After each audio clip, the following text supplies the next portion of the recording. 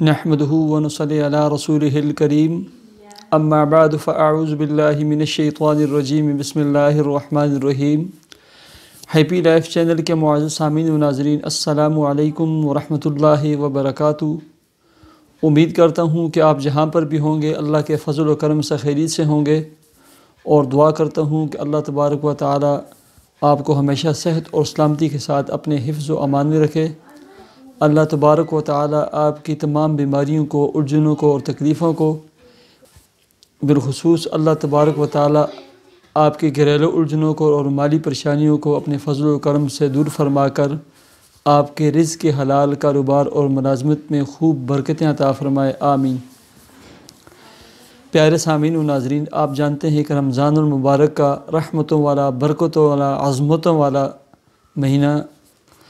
اور اللہ تبارک و تعالیٰ کے نیک بندہ مومن جو ہوتا ہے وہ دوسرے مہینوں کی بنسبت رمضان المبارک کے مہینے میں عبادات کے ذریعے، ذکر کے ذریعے، نوافل کے ذریعے، تسبیحات کے ذریعے، تلاوت قرآن کے ذریعے،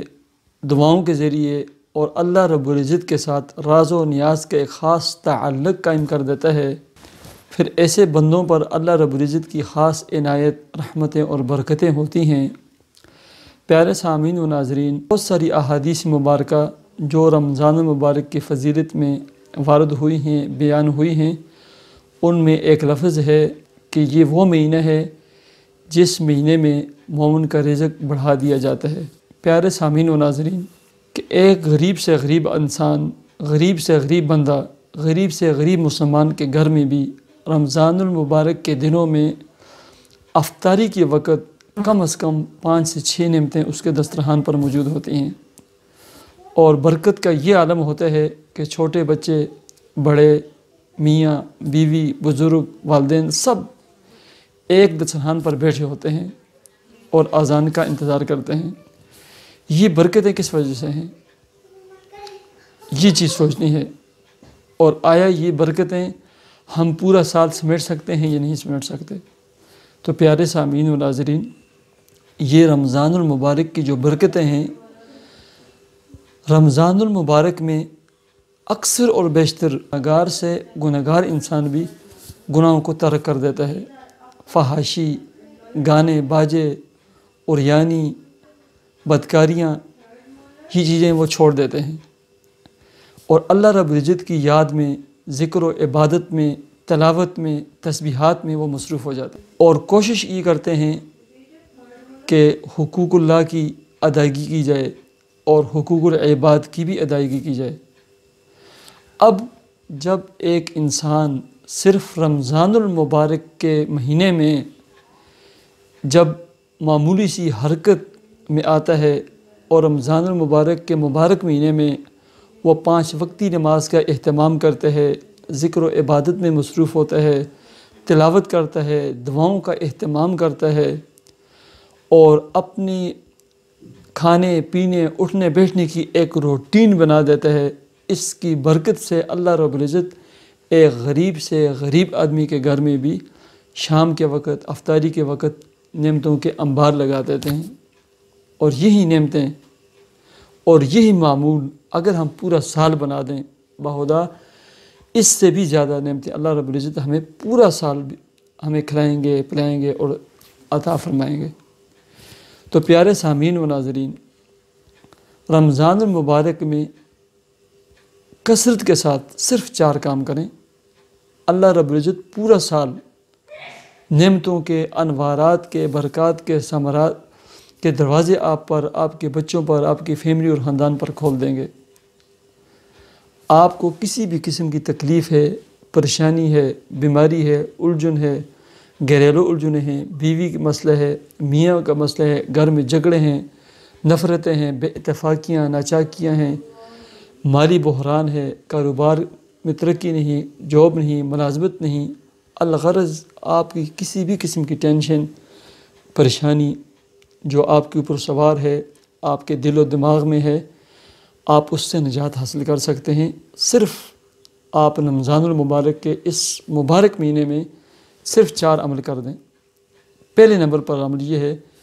آپ نے ڈیلی کم از کم ایک پارہ قرآن مجید کی تلاوت کرنی ہے۔ رمضان المبارک یہ قرآن کا مہینہ ہے، اس میں سب سے زیادہ کثرت کے ساتھ قرآن مجید کی تلاوت کی جائے۔ یہ تو آپ چونکہ مسجد میں یا گھر میں خاص ایک جگہ پر بیٹھ کر آپ ظاہر بات تلاوت کریں گے، چاہے وہ قرآن مجید کھول کر کریں یا موبائل سے قرآن مجید کھول کر اس سے کریں، لیکن اس کے علاوہ آپ دن بھر چلتے پھرتے آپ نے 3 تسبیحات پڑھنی ہیں، اور یہ ایسی 3 تسبیحات ہیں باہدا رزق کے دروازوں کو کھولنے والی ہیں، انوارات، برکات اور ثمرات کے دروازوں کو کھولنے والی ہیں۔ انسان کی جتنی الجھنیں ہیں، غم ہیں، پریشانیاں ہیں، تکلیفیں ہیں، جنہوں نے اس کا چین ختم کر دیا ہے، جنہوں نے اس کی نیندیں اڑا دی ہیں، وہ سب اللہ تبارک و تعالی ان 3 تسبیحات کی برکت سے دور فرما دیتے ہیں۔ پہلے نمبر پر آپ لا الہ الا اللہ، کلمہ شہادت، کلمہ توحید جو ہے لا الہ الا اللہ، اس کی کثرت کریں۔ یعنی آپ یہ عہد کر لیں کہ میں نے روزانہ 1303 مرتبہ، اس سے زیادہ ہو جائے تو اور اچھی بات ہے، لیکن 1303 مرتبہ آپ نے لا الہ الا اللہ کی تسبیح پڑھنی ہے۔ دوسرے نمبر پر آپ نے کوئی بھی درود شریف، سب سے مبارک افضل نماز والا درود شریف ہے درود ابراہیمی، وہ یا مختصر صلی اللہ علی محمد صلی اللہ علی النبی، یا اللہم صلی علی محمد عبدک و رسولک و صلی علی المؤمنین والمؤمنات والمسلمین والمسلمات، یا یہ درود پاک، اس کو آپ نے کثرت کے ساتھ پڑھنا ہے، اور کوشش یہ کریں کہ 1313 مرتبہ آپ 24 گھنٹوں میں یہ بھی پڑھ لیں۔ اور تیسری جو تسبیح ہے وہ سب سے آخر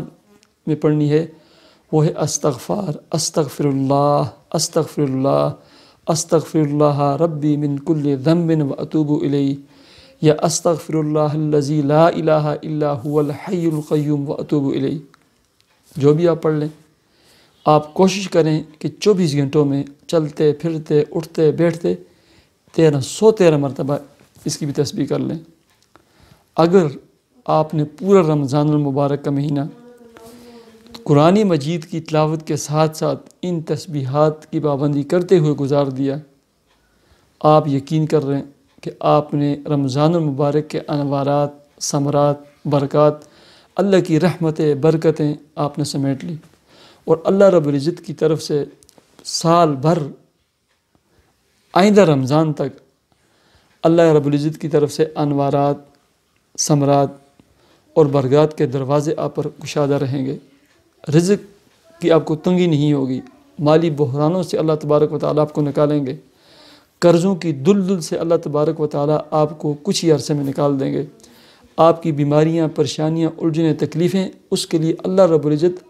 راہیں کھولیں گے، اسباب پیدا فرمائیں گے۔ آپ کو ہر تکلیف سے شفا ملے گی، ہر بیماری کا علاج ہوگا، اس سے شفا اللہ تبارک و تعالیٰ آپ کو عطا فرمائیں گے اگر یہ 4 کام کریں۔ کیوں کہ یہ وہ مبارک مہینہ ہے جس میں بندہ مومن کا رزق بڑھا دیا جاتا ہے۔ وہ ایسے نہیں بڑھتا، اس کے بڑھانے کے اسباب پیدا کیے جاتے ہیں، اللہ تبارک و تعالیٰ سے مانگا جاتا ہے، تلاوت کی جاتی ہے، ذکر کیا جاتا ہے، دعائیں کی جاتی ہیں، اللہ تبارک و تعالیٰ کے ساتھ راز و نیاز کا ایک تعلق قائم کیا جاتا ہے۔ تو سامعین و ناظرین، آخر میں میری یہ گزارش ہے کہ ان 4 اعمال میں تلاوت کثرت کے ساتھ کریں، کم از کم 1 پارہ اور زیادہ سے زیادہ 3 پارے، تاکہ ہر عشرے میں آپ کا ایک قرآن مجید مکمل ہو۔ تو اس کے ساتھ میں اجازت چاہوں گا، اور امید کرتا ہوں کہ آپ میرے چینل ہیپی لائف کو بھی ضرور سبسکرائب کریں گے، اور مجھے بھی اپنی دعاؤں میں یاد رکھیں گے۔ مجھے اجازت دیجیے،